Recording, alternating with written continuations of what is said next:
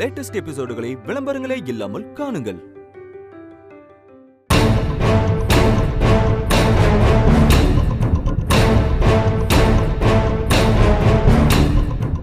இன்னொரு விஷயம்,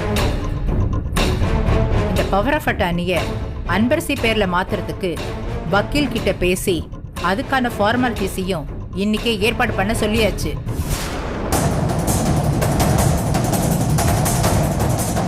அதுவும் நடந்துக்கிட்டு தான் இருக்கு. இந்த அன்னதானம் முடிஞ்சதும் வக்கீல போய் பார்த்து எல்லா டாக்குமெண்ட்ஸ்லயும் சைன் பண்ண தான் போறேன்.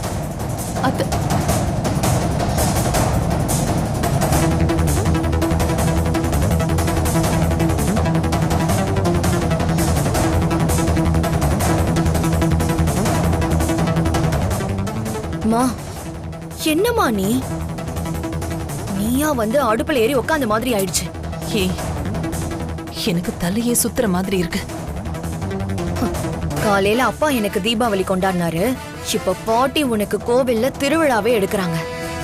என்ன உங்க எல்லாரோட கேள்விக்கும் பதில் கிடைச்சிருச்சா?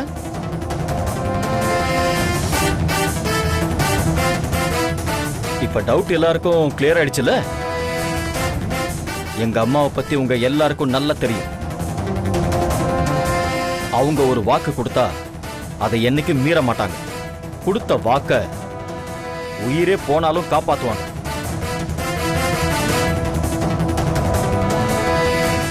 அதனால அவங்க சொன்ன இந்த முடிவுல இருந்து எப்பவும் எதுக்காகவும் பின்வாங்க மாட்டாங்க. இது எங்க குடும்ப விஷயம். இதுல யாரும் தலையிடுறது எனக்கும் சரி என் அம்மாவுக்கும் சரி பிடிக்கல.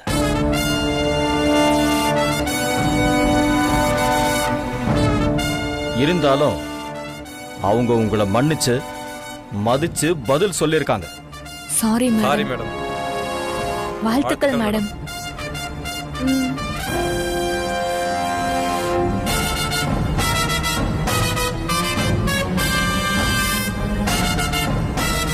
மேடம், நாங்கள் எங்கள் சார்பாக அன்பரசி மேடத்துக்கு ஒரு ஃபங்க்ஷன் வச்சு அவங்கள கௌரவப்படுத்தலான்னு இருக்கோம் மேடம். நீங்கள் சாரு அன்பரசி மேடம்னு எல்லாருமே வரணும் மேடம். நிச்சயமா வரோம்.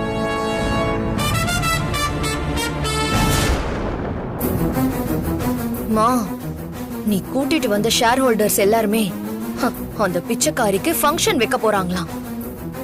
இதுக்கு பேர் தான் சொந்த காசுல சூனி வச்சுக்கிறதாமே. அதுதான் நீ வேற சும்மா இல்லாம இதெல்லாம் தேவையில்லாம பண்ணிக்கிட்டு இப்ப பாத்தியா? இந்த கிழவி இப்படி ஒரு குண்டை தூக்கி போடுன்னு நான் நினைக்கலடி. அம்மா, அவங்களாம் ஒண்ணும் போடல, நீதான் என் தலையில வந்து போடுங்கன்னு கேட்டு வாங்கிக்கிட்ட. இன்னும் இங்க நின்னா நான் தலை வெடிச்சு செத்து போயிடுவேண்டி. முதல்ல இங்க இருந்து கிளம்பலாம். வா வா. ஓகே மேடம், போயிட்டு வரோம். வாங்க, போயிட்டு வாங்க. சரி, நாம போய் அன்னதானத்தை ஆரம்பிக்கலாமா? சரி வாங்க வாங்க. வா.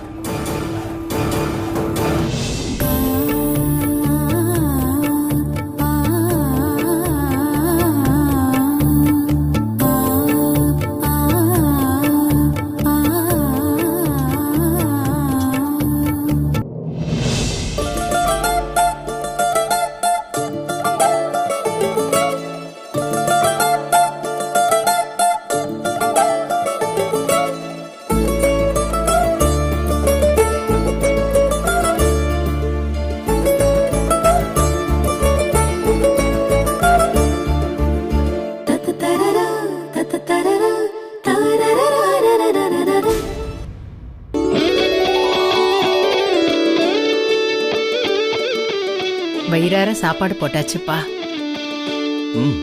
ஆமாம்மா.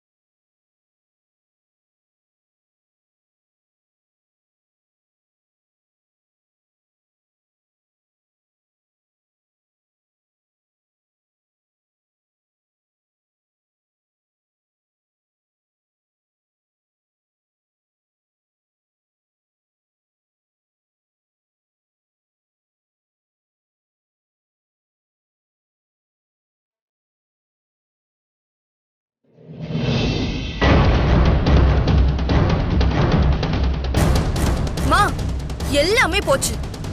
சும்மா இருந்த பாட்டிய நீயே போய் தூண்டி விட்ட மாதிரி ஆயிடுச்சு.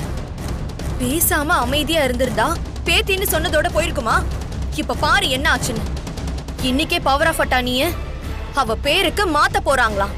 அதுக்கு வக்கீல பார்த்து டாக்குமெண்ட்ல சைன் பண்ண போறாங்களாம். நாம அவளை பிச்சைக்காரின்னு சொல்லிட்டு கடைசியில நான் தான் பிச்சைக்காரியா நிக்க போறேன் போல. அனன்யா, மா சும்மா கத்தாத. எல்லாத்தையும் அவ எடுத்துட்டு போதானே போறா. நாம 2 பேரும் அந்த வீட்ல வேலைக்காரி மாதிரி தான் இருக்க போறோம். இதுக்கு நான் நேத்தே செத்து தொலைஞ்சிருப்பேன். அதையும் கெடுத்து விட்டுட்டியா? ஏண்டி ஏன் இப்படி பைத்தியக்காரி மாதிரி பேசிட்டு இருக்க? அந்த கிழவி சொன்னா நான் செய்ய விட்டுருவேனா? இவ ஒருத்தி கடுப்பேத்திக்கிட்ட.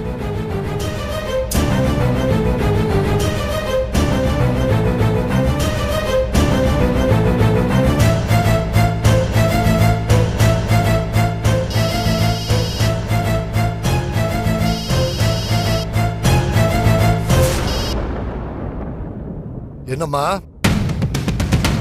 நான் சொன்ன மாதிரி கோவில்ல பிரஸ் பீப்புள்ஸ், ஷேர் ஹோல்டர்ஸ் இவங்க எல்லாரையும் கூட்டிட்டு போய் அவங்க அத்தனை பேர் முன்னாடியும் பவர் ஆஃப் அட்டானிய பத்தி கேட்டதும் அப்படியே அந்த கிழவி ஆடி போய் நின்னுடுச்சா?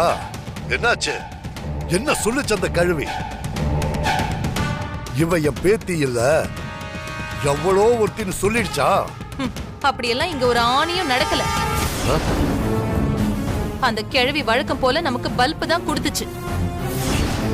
அப்புறம் நீங்க சொன்னீங்கன்னு நானும் அது செஞ்சு இப்போ அந்த பிரச்சனை இன்னும் மோசமா போய் இப்ப நமக்கே ரிவீட் ஆயிருக்கு. நமக்கு என்னமா இதுல பிரச்சனை வந்துட போகுது? அந்த கிழவி பவர் ஆஃப் அட்டானிய ஏதோ கடையில கிடைக்கிற பட்டாணி மாதிரி நினைச்சு ஏன் பேத்திக்கு தானே எழுதி வச்சிடுறேன் அவ்வளவுதானான்னு சொல்லி கேக்குது. அதுவும் இன்னைக்கே எழுதி வைக்க போகுதாம். சும்மா இருந்த சங்க இப்ப நம்ம ஊதி கெடுத்த கதையே ஆக போகுது. என்னம்மா சொல்ற நீ? உண்மையிலேயே அந்த கேள்விக்கு பைத்திய கீதம் பிடிச்சு போச்சா? ஏமா, 600 கோடி ரூபாய் சொத்துமா அது? அத போய் ஊர் பேர் தெரியாத யாரோ ஒருத்திக்கு எழுதி கொடுக்கறேன்னு சொல்லிட்டு இருக்கா. என்னம்மா பிரச்சனை அந்த கேள்விக்கு?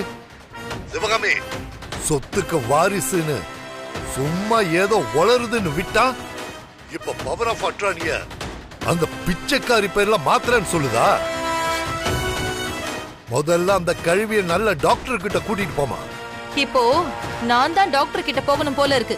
இங்க நடக்கிறது எல்லாம் பார்த்தா எனக்கு இப்ப நெஞ்சு வலியே வந்துரும் போல இருக்கு. இத பாருங்க, இந்த நேரத்துல நாம எதுவும் பண்ணாம விட்டா அப்புறம் நாம தான் ஏமாளி ஆயிடுவோம். ஆனா நான் இப்ப என்ன பண்றதுன்னு கூட என்னால யோசிக்க முடியல. அதான் என்ன பண்ணலான்னு உங்களுக்கு கால் பண்ண. நீ ஒன்னும் பதட்டப்படாதம்மா. அந்த கேள்வி இறங்கி ஆட ஆரம்பிச்சிடுச்சுன்னு நினைக்கிறேன். ஆனா நான் விட்டுருவேனா?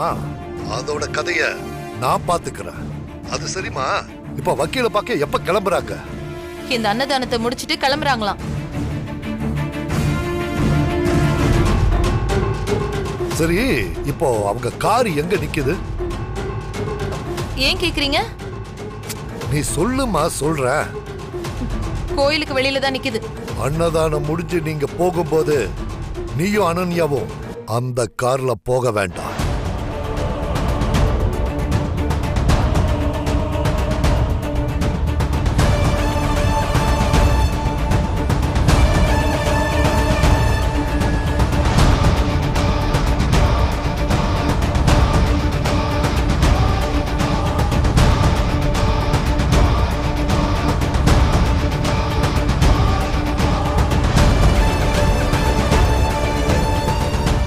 சரிப்பா.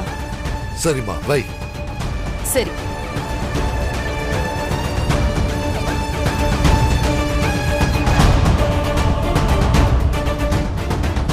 எல்லாமே போச்சு.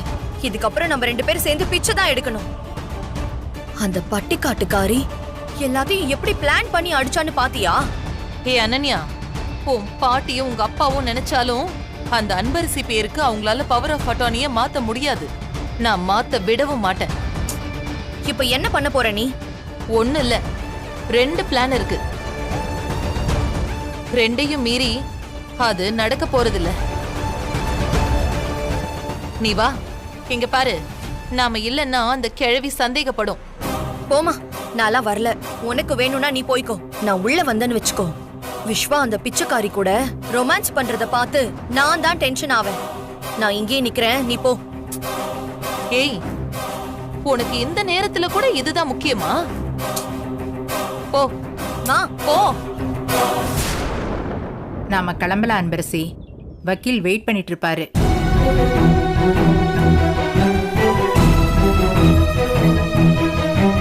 என்ன அன்பரசி, ஏதோ யோசிக்கிற போல? அது வந்து நான் எதை பண்ணணும், எப்ப பண்ணணும்னு நிதானமா யோசிச்சு தான் பண்ணிட்டு இருக்கேன். அதனால உனக்கு எந்த சங்கடமும் வேண்டாம்.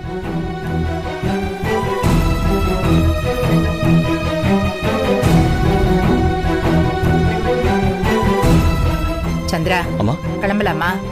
இப்பவே லேட் ஆயிடுச்சு. மேடம், உங்களை அரங்காவலர் ஐயா பார்க்கணும்னு சொல்றாரு மேடம். அப்படியா? ஆமா மேடம், நீங்க வாங்க மேடம், நான் அவர்கிட்ட போய் சொல்றேன். ம்.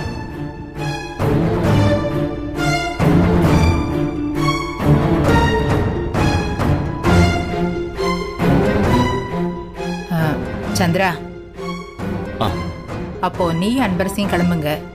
நான் வேற கேப் புக் பண்ணிட்டு வந்துடுறேன். அம்மா, நீங்க மட்டும் தனியாவா?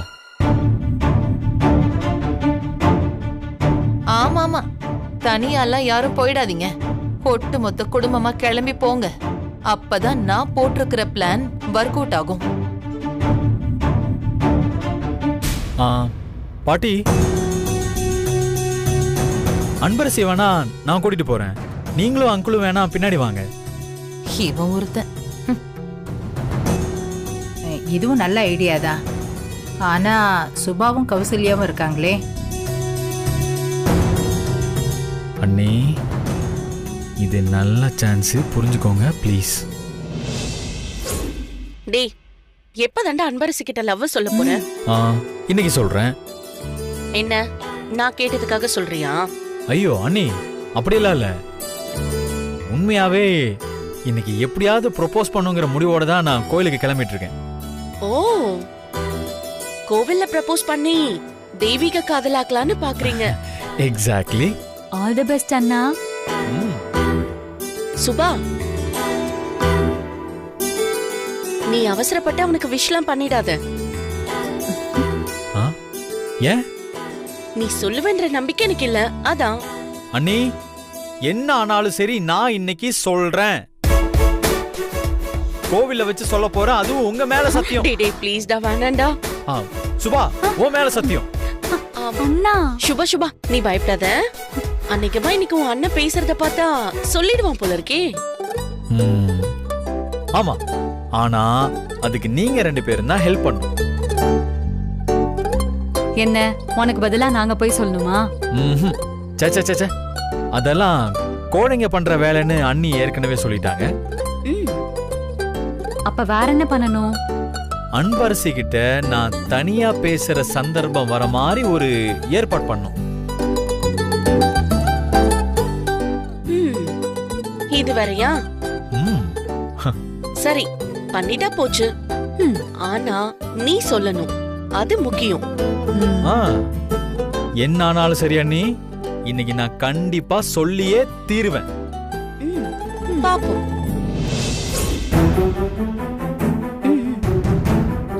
மேடம், நானும் சுபாவும் கொஞ்சம் பர்ச்சேஸ் பண்ணணும். ஆல்ரெடி நாங்க கேப்ல போலான்ற ஐடியால இருக்கோம். அதனால நோ ப்ராப்ளம் மேடம்.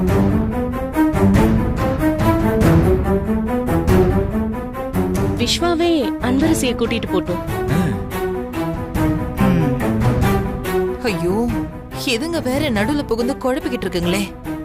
என் பிளான் மொத்தமும் சொதப்பிடும் போல இருக்கே. அப்போ ஓகே தானம்மா? அன்பரசியும் விஸ்வாவும் முதல்ல போகட்டும். நம்ம அரங்காவலரை பார்த்துட்டு அதுக்கப்புறம் போலாமா? சரி.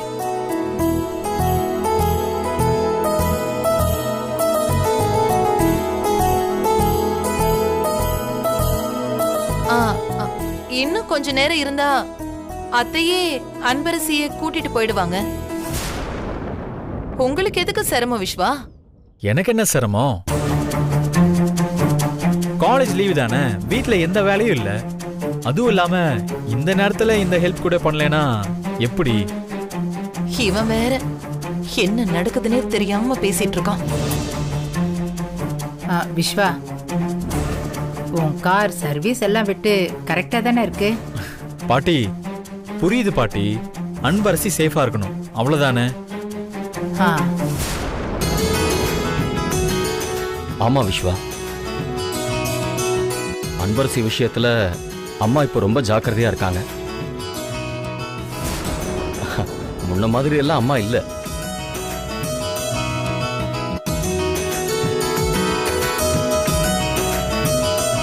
அன்பரசி வராங்கிற காரணத்துக்காகவே காரை நேத்தே சர்வீஸ்க்கு விட்டு ஃபுல்லா செக்அப் பண்ணி வச்சிருக்காங்க. ஓகே அங்கிள், அப்போ நான் ஏன் கார் எடுத்துட்டு போல, உங்க காரை கொடுங்க, நான் அன்பரசியை கூட்டிட்டு போறேன். ஓகே சரிப்பா. சந்திரா, நம்ம காருக்கு கொடுத்து விட. சரிம்மா. இந்த விஸ்வா நானே. அன்பரசி போலாமா? விஸ்வா, டிராஃபிக் இல்லாத ரோடா பார்த்து போப்பா. நானும் அம்மாவும் இன்னும் கொஞ்ச நேரத்துல கிளம்பி வந்துருவோம். Okay uncle.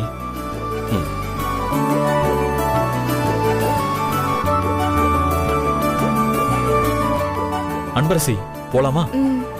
விஸ்வா, பாவும் கௌசல்யாவும் சுபாவும் இவங்க 2 பேரும் கார்ல வந்துட்டு கேப்ல போனா பத்மா எங்களை தப்பா நினைச்சுப்பாங்க இல்லையா? அதெல்லாம் ஒன்றும் ப்ராப்ளம் இல்லை மேடம், நாங்க பாத்துக்கிறோம்.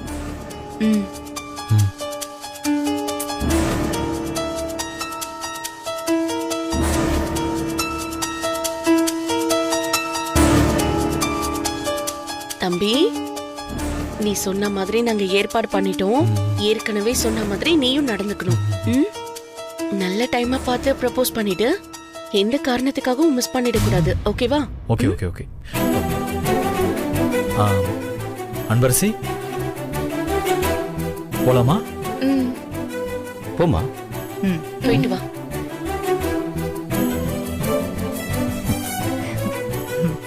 சந்திரா, அம்மா வா, நாம அறங்காவலரை பார்த்துட்டு வந்துடலாம். போலாமா?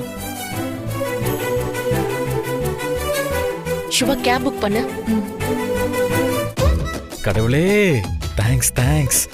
இப்படி அன்பரசி கூட தனியா போறதுக்கு வாய்ப்பை ஏற்படுத்தி கொடுத்ததுக்கு. இதே மாதிரி நான் அன்பரசி கிட்ட இன்னைக்கு ப்ரொபோஸும் பண்ணிருந்தோம்.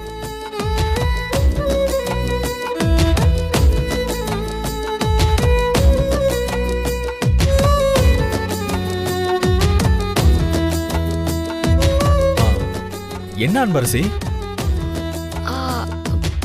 ஒண்ணும் இல்ல சார்.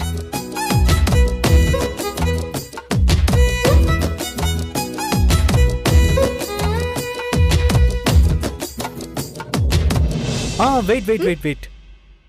கார் கதவை நீங்க திறக்க கூடாது. அதுக்கு தானே பாடி கார்டா என்ன அனுப்பியிருக்காங்க. நான் திறந்து விடுறேன், நீங்க அப்படியே உட்கார்ந்தா மட்டும் போதும். ஏன் சார், நானே திறந்துக்கிறேனே. No no no no no, நான் தான் இன்னைக்கு உங்களுக்கு ஃபுல்லா பந்தோபஸ்த். பந்தோபஸ்தா? இங்க என்ன பெரிய கூட்டமா நடக்குது? சரி ஓகே, பாடி கார்டு. சார், என்ன சார் ஆச்சு உங்களுக்கு? அப்புறம் ஜானகி மேடத்தோட மூத்த பேத்தி 600 கோடி சொத்துக்கு வாரிசுனா சும்மாவா? ஐயோ சார், கிண்டல் பண்ணாதீங்க சார். என்னது கிண்டல் பண்றனா?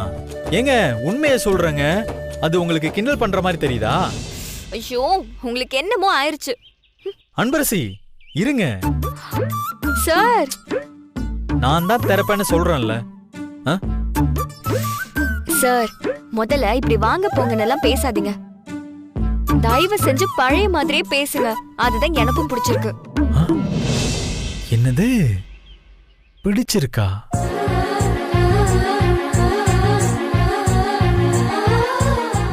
சார் சார் சார், நிஜமாவே உங்களுக்கு என்னமோ ஆயிருச்சுன்னு நினைக்கிறேன்.